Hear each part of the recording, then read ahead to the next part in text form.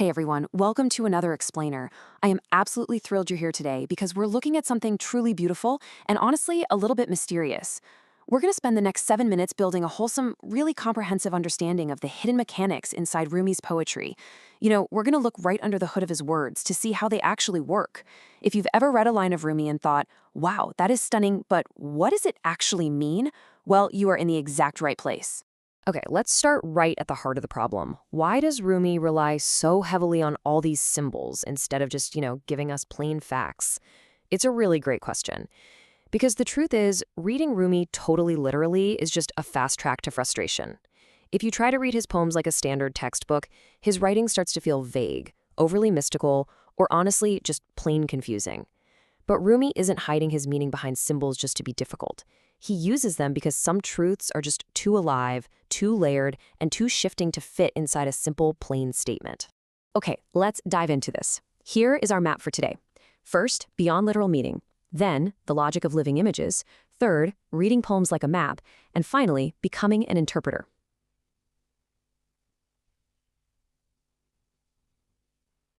Part 1. Beyond literal meaning, where the visible and invisible touch. Think of Rumi's poetry kind of like soaring qawwali music.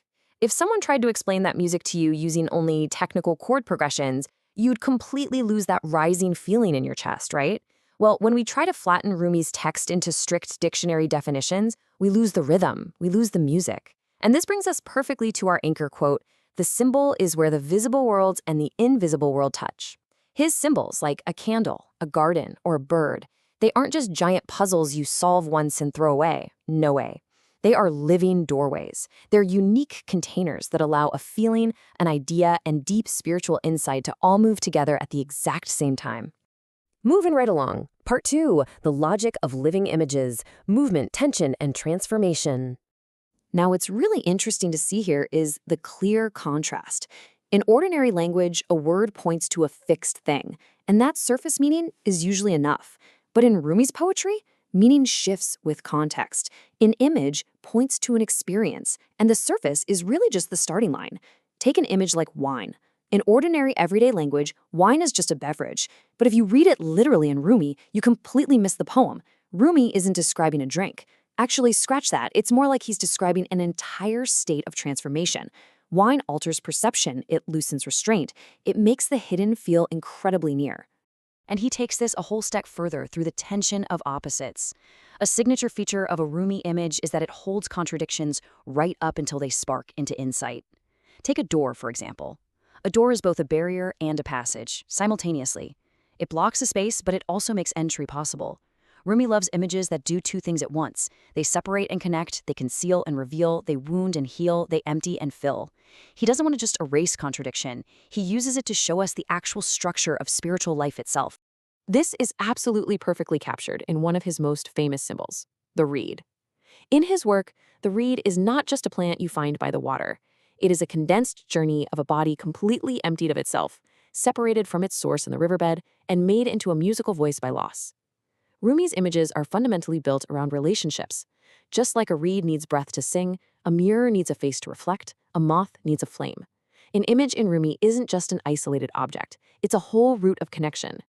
Let's move to section 3 and see how this all builds.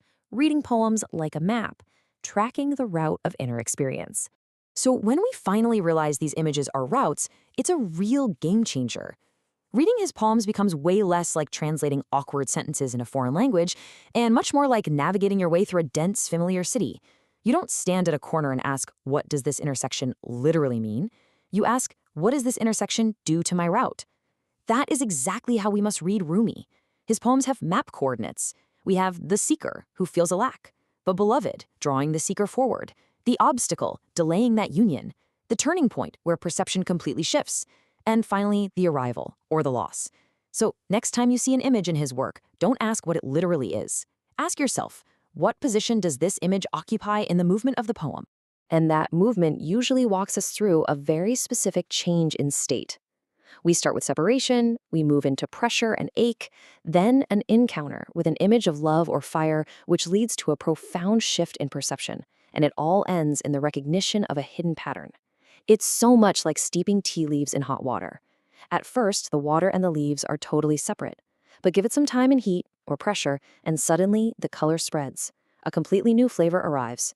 The transformation is quiet, it's gradual, and it's complete. Now, you might be wondering, sometimes Rumi feels really circular, right? He talks about the beloved, then silence, then longing, then back to the beloved again. But listen, it is never repetition just for its own sake. It is like walking around a mountain. You might feel like you're returning to the exact same point, but you're actually at a completely different height. The view has changed. The line breaks, those sudden shifts in scale from a tiny speck of dust to the radiant sun, these are climbing upward to reveal a new, invisible immediacy. So the absolutely crucial point here is this. The poem is not the destination. It is the path that changes the traveler. Rumi is not just presenting pretty symbols for you to sit back and admire. No, he is staging a change inside of you. He's teaching you how to actually move through spiritual truths, not just read about them on a page. Which brings us to our final section, Part 4, Becoming an Interpreter, Tracing How Meaning Moves. Because of everything we've literally just uncovered, your relationship with Rumi's work has fundamentally changed. You are no longer just a passive reader hoping to decode some ancient riddle. You are now an active interpreter, equipped with a completely different toolkit. When you see an unfamiliar verse, there's absolutely no need to panic or force a literal meaning. Instead, you just ask the interpreter's questions. What movement is this image creating? What inner state is changing here? What relationship is being revealed? What turn is the poem asking me to notice? These questions let you see the living, breathing system beneath the surface beauty. They show you the actual direction of feeling.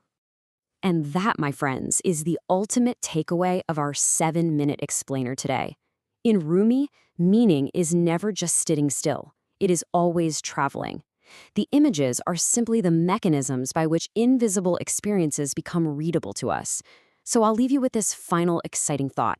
Next time you sit down to read a poem, what inner movement will you look for? Enjoy the journey, and I will see you on the next explainer.